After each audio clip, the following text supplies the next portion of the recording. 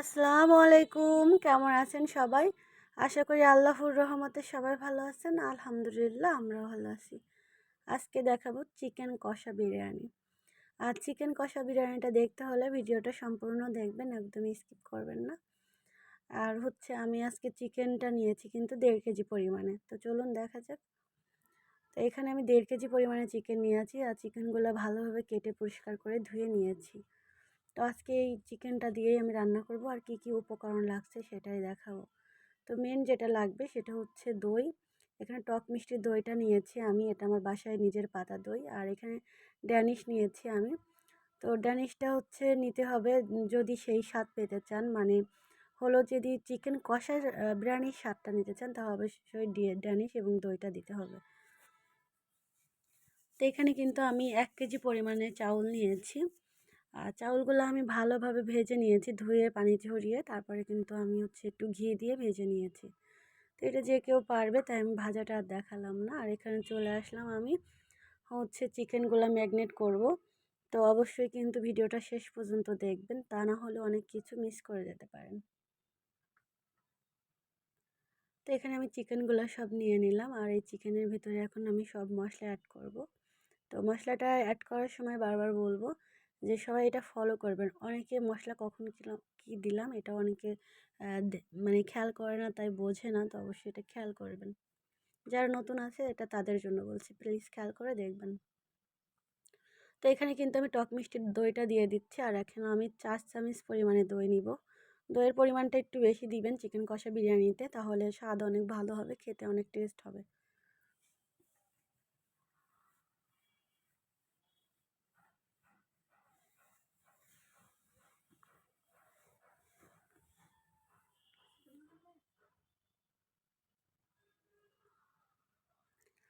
আর এখানে আমি দিয়ে দিব ড্যানিশটা। তো ড্যানিশটা আমি 2 চা চামচ পরিমাণে দিচ্ছি।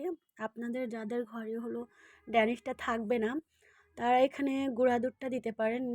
তো 2 চা চামচ পরিমাণে গুঁড়া দুধ দিবেন, কোনো সমস্যা নেই। গুঁড়া দুধ দিলেও কিন্তু অনেক স্বাদ হয়, অনেক টেস্ট হয়।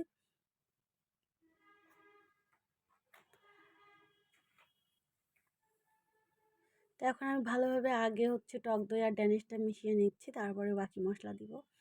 তো এই কাজটা অবশ্যই হাত দিয়ে করতে হবে। হাত দিয়ে করলে কি হবে, সব মশলা কিন্তু ভালোভাবে মিশে যাবে চিকেনের ভিতরে। আর চিকেনগুলা কিন্তু খেতে অনেক স্বাদ হবে, অনেক মজার হবে বিরিয়ানিটা।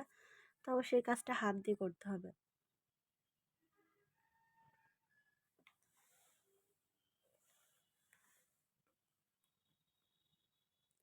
এখানে আমি দিয়ে দিচ্ছি 1 চামচ পরিমাণে লবণ। লবণটা আপনারা স্বাদটা বুঝে দিবেন। আমার যেরকম পরিমাণে মাংস আমি সেরকমই দিলাম। যেহেতু আমি চাউলের ভিতরে দিব লবণটা, তো এই জন্য এখানে কিন্তু একটু বুঝে দিতে হবে। আর এখানে আমি দিয়ে দিচ্ছি 1 চা চামচ পরিমাণে কাঁচা ঝাল বাটাটা, 1 চা চামচ পরিমাণে আদা বাটা, আর 1 চা চামচ পরিমাণে আমি দিয়ে দিব রসুন বাটাটা, এবং 1 চা চামচ পরিমাণে আমি দিয়ে দিব পেঁয়াজ বাটাটা।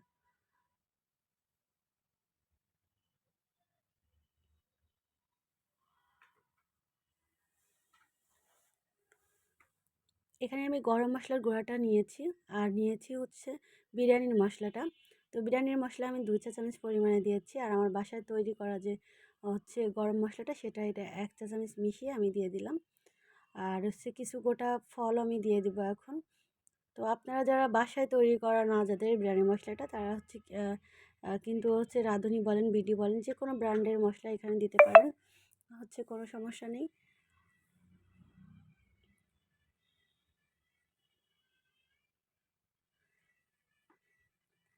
তো এখন আমি দিয়ে দিব শুকনা ঝালের গুঁড়াটা। আর এখানে ঝালটা আপনারা যেরকম খাবেন সেরকম দিবেন। আমি এখানে হাফ চা চামচ পরিমাণে দিয়ে দিলাম শুকনা ঝালের গুঁড়া। আর হাফ চা চামচ পরিমাণে দিচ্ছি জিরার গুঁড়াটা। জিরার গুঁড়া কিন্তু আপনারা চাইলে স্কিপ করতে পারেন, কোনো সমস্যা নেই। আমি জিরার গুঁড়াটা কিন্তু সবসময় দিই না, বাট আজকে আমি দিয়েছি। আর এখানে গরম মশলার গুঁড়াটা ছিল, শুধু গরম মশলার গুঁড়া মানে দারুচিনি আর এলাচ, তো সেটাও আমি হাফ চা চামচ পরিমাণে দিয়ে দিলাম।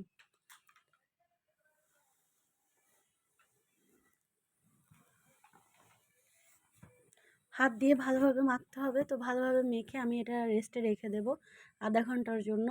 কম করে হলেও কিন্তু আধা ঘন্টার জন্য রাখতে হবে। যদি ভালো টেস্টটা পেতে চান তো অবশ্যই আধা ঘন্টার জন্য রাখবেন।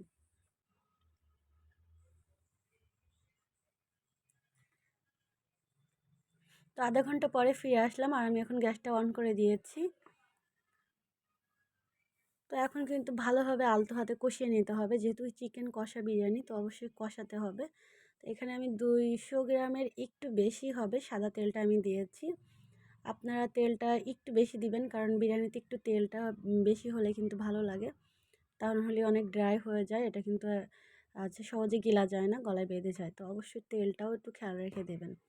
আর এখানে গোটা মশলা দিয়ে দিব। তো এখানে আমি কয়েক টুকরো দারুচিনি আর এলাচ ফল নিয়েছি। টমেটো সস দিয়ে দিব আমি 2 চা চামচ পরিমাণে।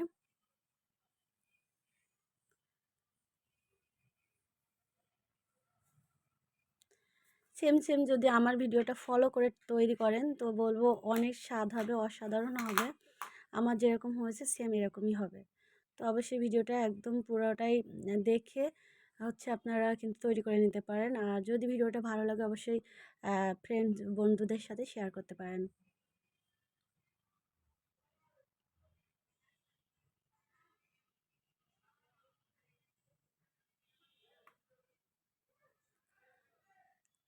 তো আমি কিন্তু এক্সট্রা কোনো পানি ব্যবহার করব না। আমার এই চিকেন থেকে যেটুকু পানি ছেড়ে দেবে এই পানি দিয়ে কিন্তু পুরা চিকেনটা আমি কষিয়ে নেব। আর এটা কিন্তু অবশ্যই করতে হবে আস্তে ধীরে। তো আমি আমার কিন্তু অনেকটাই পানি ছেড়ে দিয়েছে আর এই পানি দিয়েই কিন্তু আমার কষানো হয়ে যাবে। আপনাদের যাদের দেখবেন যে পানিটা ছেড়ে দেয়নি এই পরিমাণে, তাহলে একটু পানি দিতে পারেন। সে অল্প করে দিলেন, মানে চায়ের কাপে মেপে দিলেন, কোনো সমস্যা না। তো পানি কিন্তু ছেড়ে দিবে, কারণ যেহেতু আমরা এখানে টক মিষ্টি দইটা দিব বা টক দইটা দিলে পানি কিন্তু দই থেকেও ছেড়ে দেয়। তো এক্সট্রা পানি দেওয়ার আসলে দরকার হয় না, যার দরকার হবে সে দিবেন, কোনো সমস্যা নেই। তো আপনারা কিন্তু ততক্ষণ ধরে কষাবেন যতক্ষণ তেলটা না ছেড়ে দেবে। দেখুন আমি কিন্তু অনেকক্ষণ ধরে কষিয়েছি, আমি প্রায় 20 মিনিট ধরে কষিয়েছি। আর এভাবে কিন্তু আমার মাংসটা পুরোই সিদ্ধ হয়ে গিয়েছে। আর এই মাংসটা এতটাই সিদ্ধ হয়ে গিয়েছে, আপনারা চাইলে এটা ভাতের সঙ্গেও খেতে পারবেন।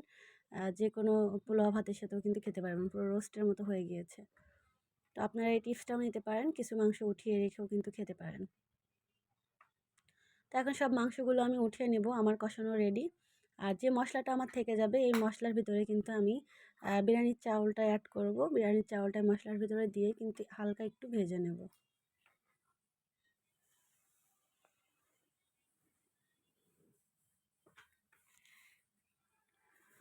তো এখানে আমি দিয়ে দিলাম বিরিয়ানির চাউলটা।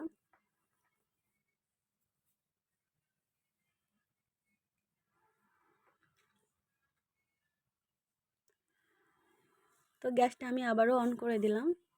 আর এখানে আমি মশলাটা কিন্তু হাতে মানে ভালোভাবে আমি কিন্তু মানে এই কাঠের খুন্তির সাহায্যে আমি কিন্তু ভালোভাবে মিশিয়ে নিচ্ছি মশলাটা। মশলাটা কিন্তু ভালোভাবে মিশাতে হবে, অবশ্যই অবশ্যই এটা করবেন। তাহলে চালের সাথে মশলাটা মিশে গেলেও কিন্তু ভাতটা খেতে অসাধারণ হবে, চিকেন বিরিয়ানিটা। আর এখানে আমি যে আমার কষানো হয়ে গিয়েছে, আমি যে পানিটা দিচ্ছি এটা কিন্তু পুরো ফুটানো গরম পানি দিচ্ছি। অবশ্যই ফুটানো গরম পানিটাই দিবেন, তাহলে ভাতটা একটার সাথে একটা লেগে যাবে না, একদমই আটালো হবে না, ভাতটা ঝুরঝুরে হবে। তো অবশ্যই এই টিপসটাও ফলো করবেন, ইনশাল্লাহ অনেক ভালো ফল পাবেন। তো আমি কিন্তু আমার পরিমাণটা বুঝে দিয়েছি পানিটা, আপনারা পরিমাণটাও বুঝে শুনে দিবেন। তো যেহেতু আমার 1 কেজি চাল আর 1.5 কেজি মাংস দিব, সেই অনুযায়ী আমি আমার পরিমাণটা বুঝে এখানে পানিটা অ্যাড করেছি। ঢাকনা দিয়ে আমি বলক আসা অবধি অপেক্ষা করব। তো দেখুন এদিকে মাংসগুলো আমি উঠিয়ে রেখেছিলাম, তো কতটা মজার হয়েছে আর কতটা সুস্বাদু আপনারা দেখে বুঝতে পেরেছেন। এটা কিন্তু চাইলে পোলাও ভাতের সঙ্গেও খেতে পারবেন।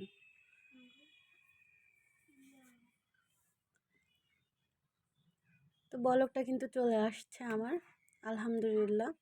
আর আমি কিছু এখানে কিন্তু আমি কিছু ঝাল দিব, কাঁচা ঝাল। আর কিছু বাদাম আমি ভিজিয়ে রেখেছি। তো আমার একটু মনে হচ্ছিলো লবণটা একটু কম আছে, আমি একটু চেখে দেখেছিলাম। তো এই পর্যায়ে লবণটা আমি 1 চা চামচ পরিমাণে দিয়ে দিলাম ভাতের জন্য। যারা চাউলটা ভাজার সময় অনেকে লবণ দেয়, তো সেটা কিন্তু খেয়াল রেখে দিবেন। আমি চাউলটা ভাজার সময় কোনো লবণ অ্যাড করি নাই, তাই আমি এখন দিয়ে দিলাম। আর যেহেতু আমার মাংসে লবণটা দেওয়া আছে, তো এই জন্য এখানে বুঝে শুনে অবশ্যই দিতে হবে। আর এখন ঢাকনা দিয়ে আমি অপেক্ষা করছি আর একটু বলক আসা পর্যন্ত। আর এখন আমি এই চিকেনগুলা কিন্তু দিয়ে দিব ভাতের ভিতরে। তো তো তার আগে আমি এখানে কিছু বাদাম আর কিছু কাঁচা ঝাল ছিল, যেগুলো আমি বলেছি আগেই ভিজিয়ে রেখেছিলাম, তো সেগুলো আমি এখন দিয়ে দিলাম।